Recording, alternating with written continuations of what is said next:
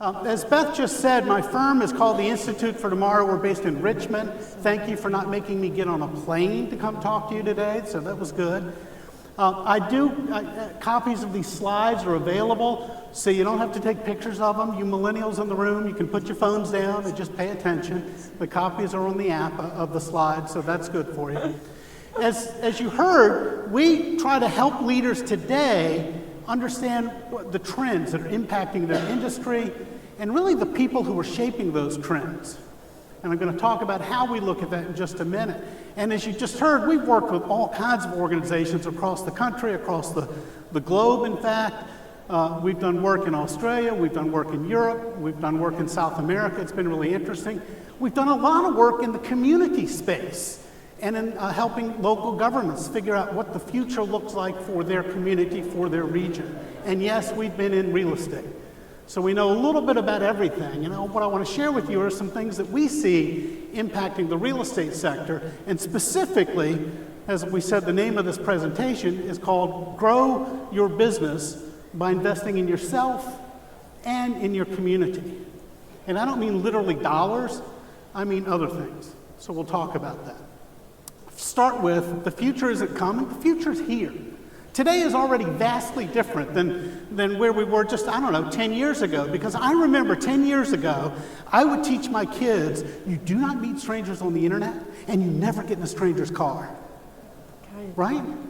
Well, that's Uber or Lyft. We do it all the time. We don't even think about it. So one of the things I try to help you understand is if you're still behaving the same way you did just a couple of years ago, you're behind. You're behind. You heard Marky this morning, if you were in here, talking about video. Video is worth 10,000 words. And how many of you do video all the time? You got to. You got to start moving ahead. You got to move forward, because if you're standing still, you're behind. You're already behind, because today is vastly different. Now, how do you plot a course to the future? How do you figure out? Well, most scenario planners say, look, you just connect the dots. You find the things that are out there and kind of connect the dots. And you look at things like demographic trends and cultural trends and what's happening in the category, and you plot a path forward. Well, my business partner and I looked at that and said, wait a second, that's true, but those trends don't happen on their own. They happen because people make them happen. You have different clients today than you had 10 years ago. And you're going to have different clients tomorrow than you have today. So we have to understand the people factor, if you will, the people who are going to shape these trends, the ones that we see coming. And one lens that we use to understand people is generational lenses. Millennials as new home buyers behave differently than boomers did at the same stage of life. So we have to understand a little bit about who the people are so we can do better at serving them.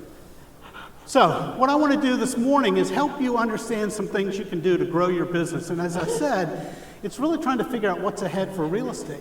Real estate faces some tough times ahead. And CarMax, if you were in here for the last presentation, CarMax realizes that the game is changing. He said we're in the retail distribution of used cars. We have 210 stores. They have invested in brick and mortar. And what's happening in the used car business? It's going online. So what's going to happen in real estate? How do you avoid being Blockbuster? 20 years ago, if I wanted to watch a movie at home, I had to get in a car and drive to Blockbuster to rent a video. Netflix showed up on their door and said, hey, we've started this mail order CD, DVD thing. Would you guys be interested in buying us for $50 million? Netflix says, are you crazy? We're in the business of retail distribution of videos. Why would we want to have this mail order thing? How many Blockbusters are left today? One. It's in Oregon or Alaska or someplace weird. And what's Netflix worth? Well, I mean far away weird, not that weird. Netflix is worth like $200 billion. So we have to be prepared to change. So what we need to do is invest in ourselves and invest in our community. So am I in the right meeting? Is this good so far? Okay. So let's talk about 5 things I see that you need to do as real estate professionals to invest in yourself. And the first one is, yes, it is location, location, location. What I mean by that is, do you know all of the dimensions of your market, of your footprint? Because they're changing. And they're changing here in Virginia pretty rapidly. Things are changing drastically, in fact. So the realtors who are going to grow are going to understand and have a keen sense of their demographics. For example, here in Virginia, according to projections from the Cooper Center, which is at UVA, looking at projecting the Census Bureau's data, where are we going to be in 2030? We're going to be 8% more people. Great, that means more sales, right? We're going to go from 8.7 million to 9.3. But the truth of the matter is that growth is not equal.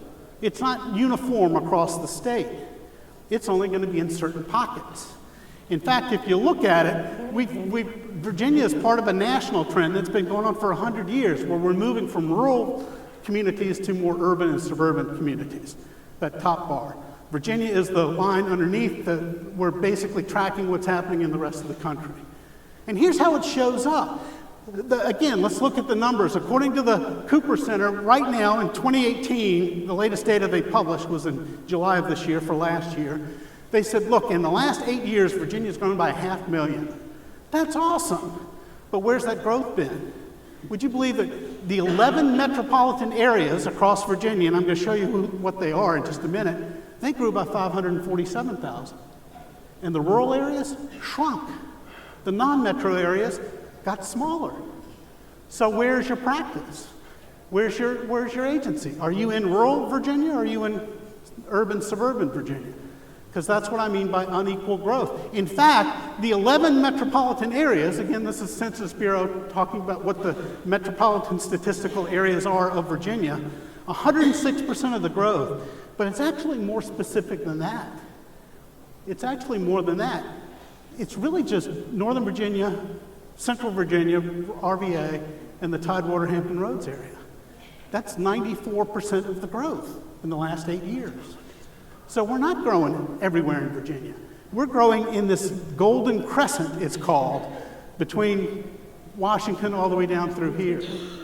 So we have to understand what's happening and what the impact is for us as we're trying to grow our business and think about where our opportunities are. And the population decrease, all those blue counties are counties that have shrunk since 2010.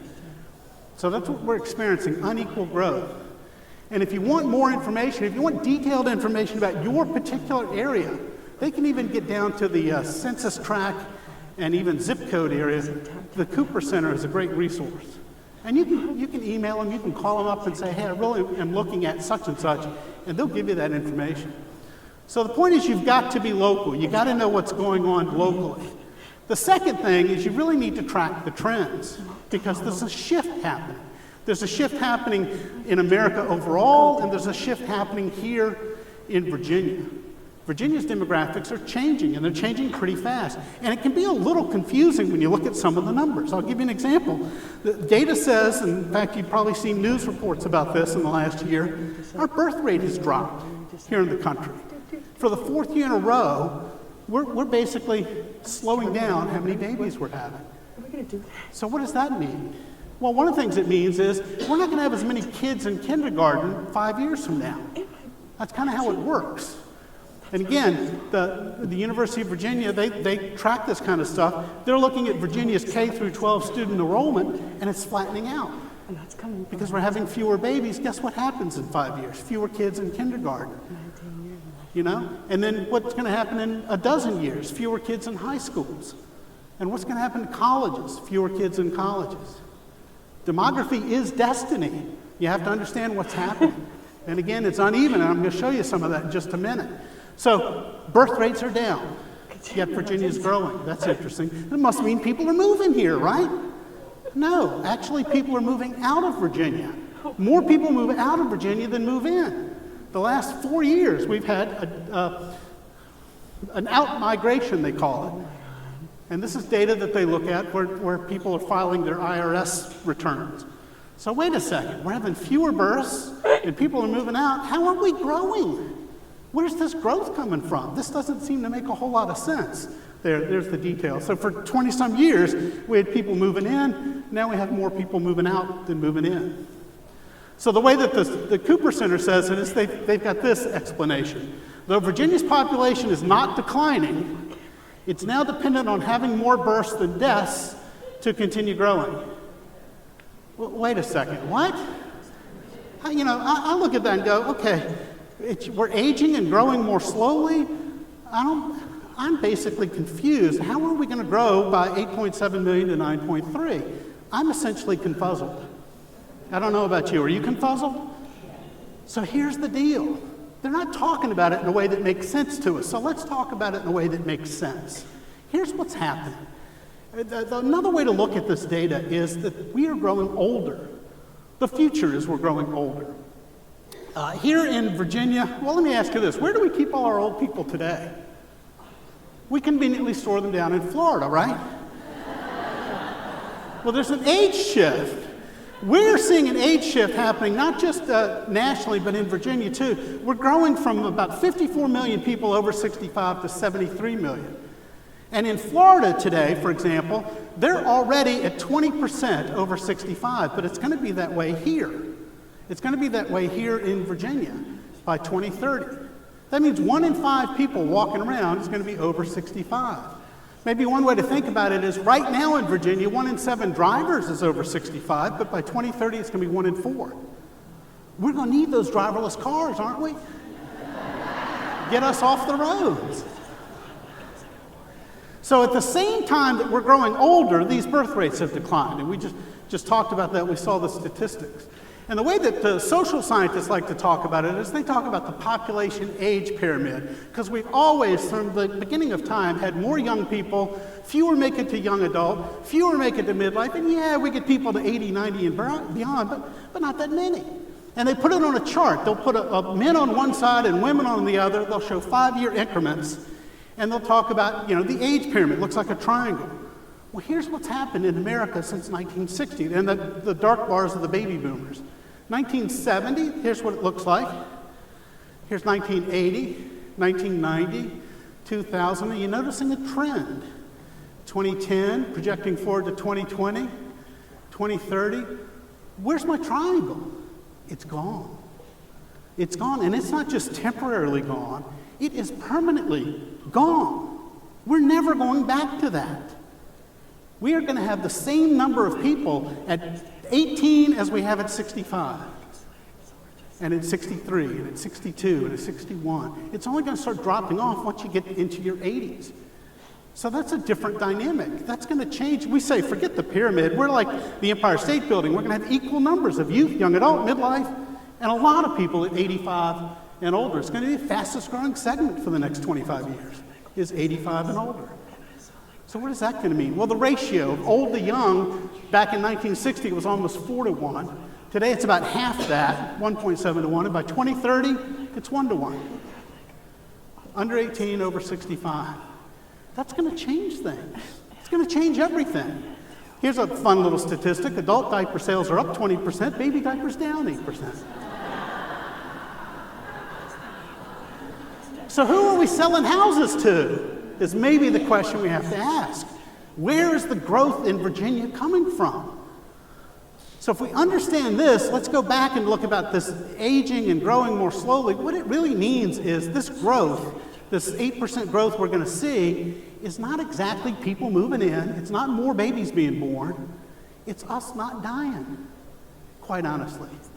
If you look at the growth, at 8%, bottom line, it's the 65 and older segment that is 55% of our growth. It's people living longer. It's that baby boomers kind of aging into that 65 and older, and followed year by year by year by year by more people hitting 65. So we're only going to see about 100,000 more people in the 20 to 64. It's just 2% increase over the next 10 years. So it's driving, the numbers tell a different story. So we say our growth isn't more babies being born. Our growth is not more people coming here.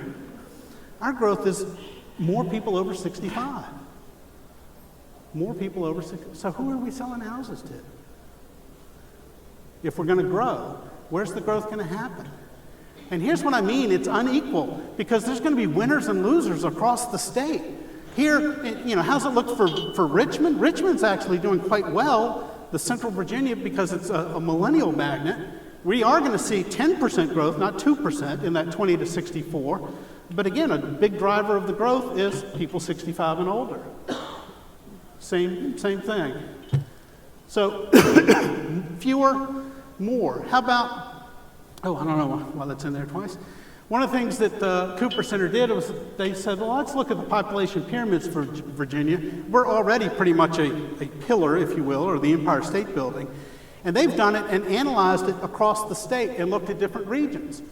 So you can go to their website and find your region, down to specific. So for example, Virginia, we'll take the bar out. That's the shape for Virginia overall. So let's put in Central Virginia. Okay, it's about the same, so that's all right. How about Tidewater? Tidewater's got a different shape because there's a lot of 20 to 24-year-old men in Tidewater. Gee, I wonder why.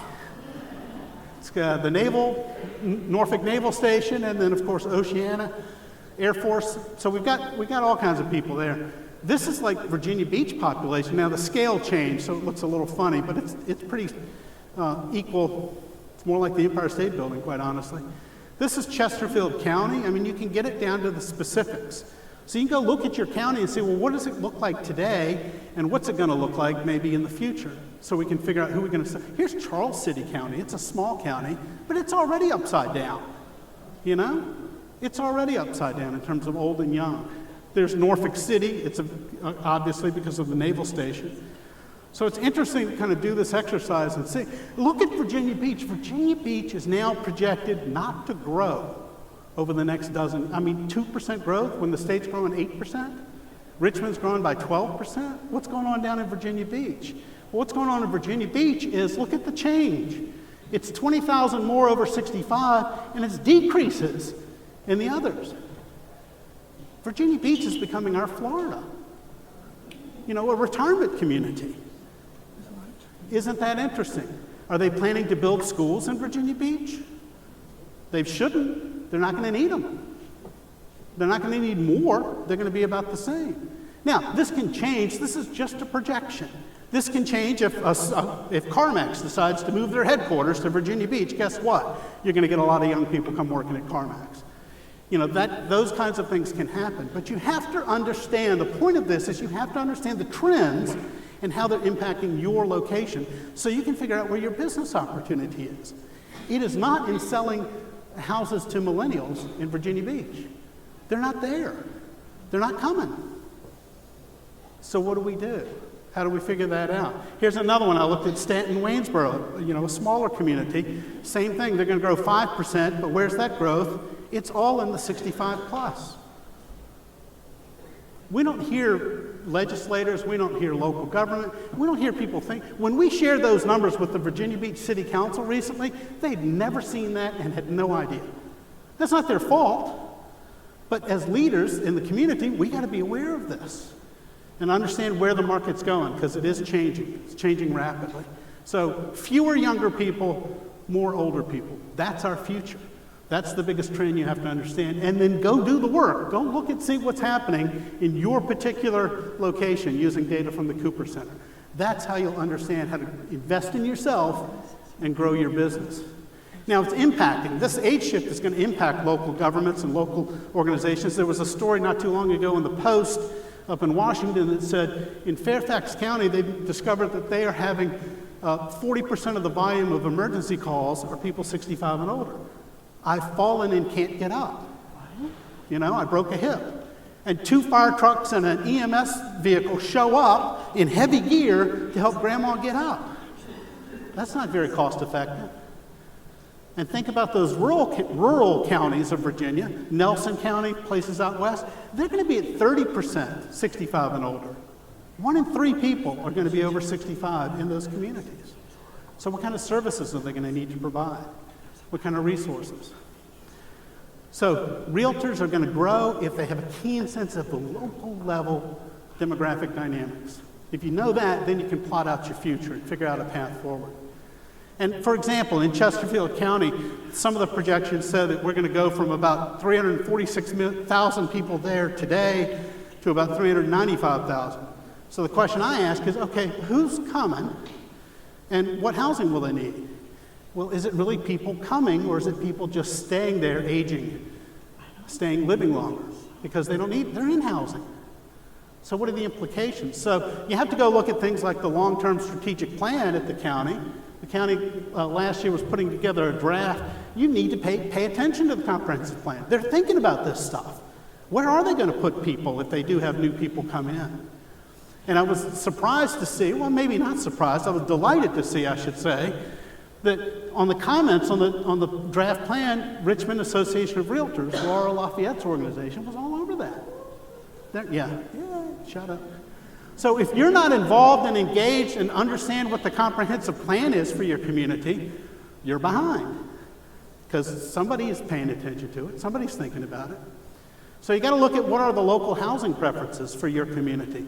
I will tell you, nationally, the big shift is on. The ideal community that people want to live in today is different than it was 10 years ago. People want to live in a place where they have access to everything within about a 15-minute travel time. And the travel time can be by car, by bus, by bike, on foot, but they don't want to be out on the highways. They don't want to be stuck on 495 in Washington or stuck in the tunnel down here. And really what they want is a 15-minute livable community. There's a study that the National Association of Realtors has been doing for decades, where back in 2004, 70% preference was towards a house with large yards, and you had to drive to places to go. And today, 53% are houses with small yards, and it's easy to walk to places you need to go. That shift in 13 years is remarkable. People don't want to live out by themselves far away in cul-de-sac land, which I'm pretty sure is French for dead end, right? Now, it doesn't mean people want to live downtown. They want to live in these activity centers. In Richmond, there are 14 of them around the region. So that's where the concentration of activity is going to happen, and there's new ones being developed. Libbyville Midtown in Richmond is a new one, but they're happening all over the states, so it's out there. Winners are going to know what their universe is and where the opportunities are. So there was a lot on tracking the trends, but it's important. Not so much, I'm not going to spend time really on leveraging the tools because you've had other sessions about that. It's pretty important though, because today is very different from yesterday. You know, thankfully we don't live in this world anymore. We live in a different world. But one of the things we have to realize is that the tools have changed, you know? And communication preferences and the tools that people want to use, it actually is not really generational driven. We talk about, you know, those kids today, they walk around with their head in their phone all the time. Guess what? It's because they have the phone. We would have been the exact same way at their age if we had the technology. So technology is more about, you know, I could never text you with that. It's not possible. So technology is really driven by time and you know, the technology and those preferences, not so much age. It's what the tools we have. I say you really need to understand what the cultural requirements are for communicating today. People expect you to be, you know, communicate in real time with them. Maybe not instant, but real time. They don't expect you to just return calls after 8 every night. They want you to be accessible, responsive, transparent, and of course, consistent. And that cuts across all generations. That's just a cultural requirement of communications today. So the tool set may have changed in terms of communication, but these are now where we have to operate. And I'll tell you, you need to invest time and understand and use the tools that create more time for you. I think that Marky's point about, you know, 1-minute video, if you carve out time to do that 1-minute video, it's going to generate leads for you, it's going to pay off. So it can create more time for you because it can create more business for you. There's all kinds of tools out there. Again, I'm not going to spend time talking about it, but you need to make sure that you or your company, your brokers, your agency understands what's out there and which tools make sense for you to use, because you want to leverage them the best you can. There's all kinds of interesting things out there. And you got to pay attention to the disruptors. You know, the Redfin CEO was on a panel last year, and somebody said, you know, why are you out here trying to disrupt the real estate agent business? He goes, I'm not trying to disrupt it. I'm just trying to meet a need. Isn't that interesting? Why are we not meeting the need then? How do we think about ourselves? So keep your friends close and your enemies closer. Make sure you understand what's happening out there in the sector so you can respond. You need to relate to today's client. Today's client is multi-generational, and most realtors know, you guys all know, because you're here educating yourselves about it, you know that all the clients are different. And yes, we can paint with the generational brush because generations are different. They have different mindsets, different wiring, if you will. But one of the things we've done is looked at that and said, you know what, while it's important to understand how they're different, it's also more important to know how they're alike. And what we've seen is that there are expectations today in the marketplace that cut across all generations. Because all the generations today are living in 2019. They're used to 2019. They're used to technology. They're used to video. They're used to all of those things. So we went out and studied and said, okay, what are the expectations? And found 5 ways people are kind of more alike than different. So one is open and transparent. The expectation today is that you will be open and transparent with your clients. You won't keep anything secret. And this need for transparency, it permeates everything in our society and culture today. You know, it used to be we were a closed society, now we're very open. You know, we've literally come out of the closet, so to speak, or we've come out of the office, because now even how we design offices is all open and transparent. But everything that was once private, like your Rolodex, your contacts you kept private, well, now it's on LinkedIn. You know, and if I wanted to find out how much somebody paid for their house, it took a lot of work. Now it's a couple of clicks and I know how much they paid. So as people have kind of become more open about this, as individuals have moved down this path, organizations have had to follow. So there's an expectation you will be open and transparent. You will reveal everything to everybody. And if you're not revealing it, guess what? It's already online. I already have reviews of you. And people like you. And I can kind of pick it because it's out there. It's public information. So my pro tip for you is to make sure you're open and transparent is get a friend to mystery shop what the experience your office delivers so you can ensure that you're open and transparent. Or talk to people that have just gone through buying a house from you or selling their house through you to find out if they felt you were open and transparent and where you can be more open and transparent. It's an expectation today across every age. Second is you've got to be accessible and collaborative. We talked about accessible. You need to be accessible all the time. Maybe not literally instantly, but you need to be, 7 different ways they can reach you kind of thing. You can't just disappear off the radar, of course. Collaborative, we actually wired the millennials to collaborate. Basically, from middle school on, we made them do school projects. So you didn't earn the grade, the group earns the grade. So it didn't matter if you didn't carry your weight. The group got it. So they kind of collaborate and work together to kind of solve problems. So they expect it to be a collaborative engagement with you. But these days, everybody expects to kind of collaborate. That's how corporations are putting together teams, and they're looking for people who are good team players, because it's all about working together to solve problems. It used to be, it was all about the boss. Well, now it's the collective has the information. It used to be it was a dictatorship, now it's a democracy. And the way it shows up in the workplace is you've got to be intentional about engaging and involving colleagues and your external business partners. Don't just make decisions on your own. You come in and say, well, you know what, I've made a decision. I'm not going to do it this way anymore. I'm going to do it that way. And your business partners look at you and say, what do you mean you made the decision? Why didn't you talk to me about it? We could have gone about this differently. Let's collaborate and solve problems.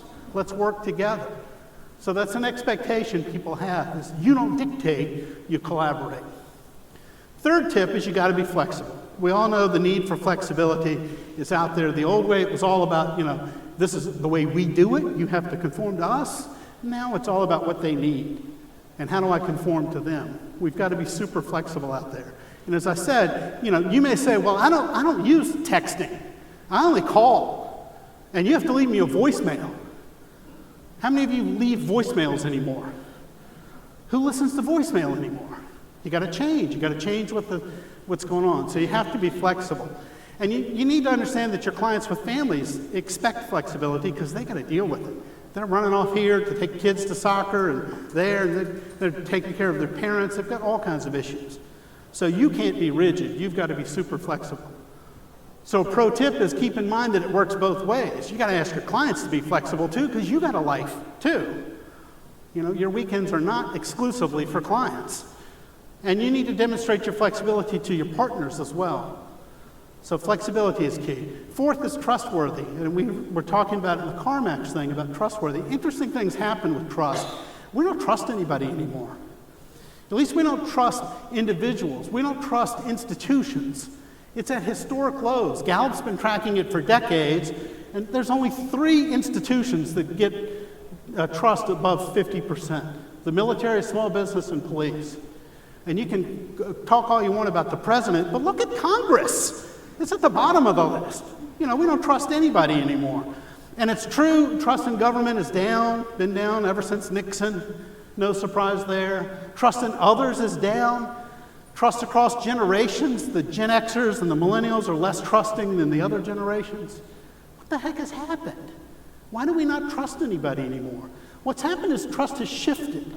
Trust has shifted from being kind of a vertical to horizontal. For example, I just got to Williamsburg last night. I figured, well, where do I go get dinner?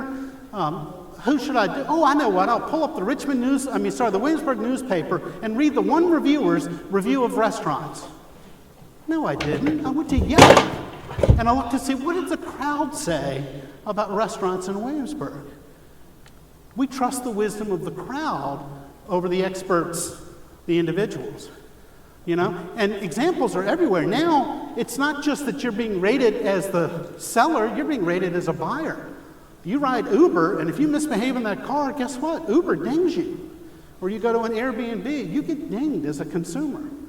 So this trust is a mutual trust that goes horizontal. So you're dealing with a client, you can say, listen, I remember a story a couple of years ago. I had a realtor about my age, a man who said, I had the weirdest experience this weekend. I had a young couple come into town. I took them out we saw 20 houses on Saturday. And then we met to talk about the houses for brunch on Sunday.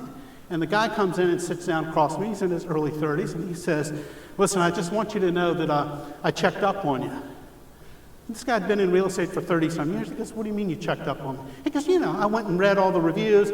I went and read everything you said about the schools and the housing and the neighborhoods. I researched all of it to make sure you were telling me the truth. And he was really upset. He's like, what do you mean? Why would you not trust me? I'm the expert. Guess what? We don't trust experts. We trust the crowd, the wisdom of the crowd.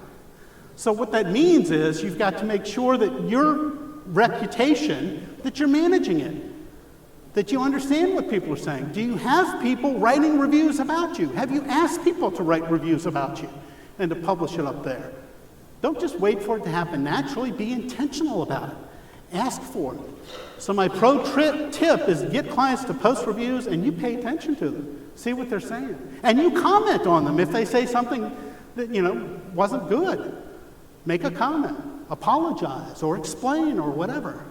Don't be defensive, just be clear, because people trust the wisdom of the crowd. 5, accepting. This is the last one. We have to be more accepting today. It's not just that the ideas come from the top, the ideas come from everywhere. Everybody's got an idea, everybody's got a thought, everybody can post a review and feel like they're part of it. And this move towards being diverse and inclusive, the best line I ever heard about that is you have to understand the difference. Diversity is getting asked to the party, inclusion is being asked to dance. So we're good at being diverse, we're not so good about inclusive. So we need to do a better job of that. And one of the reasons we need to do it is because America is changing. We've got to be a place, an organization, a community for people of all ages, people across the mindset. So one of the things I suggest you do is go to lunch with someone who's not like you, who's in your office, who you don't have a relationship with, and find your common ground. Because it exists. You all love real estate. You all love serving clients. So find that common ground so you can get along with everybody and be accepted.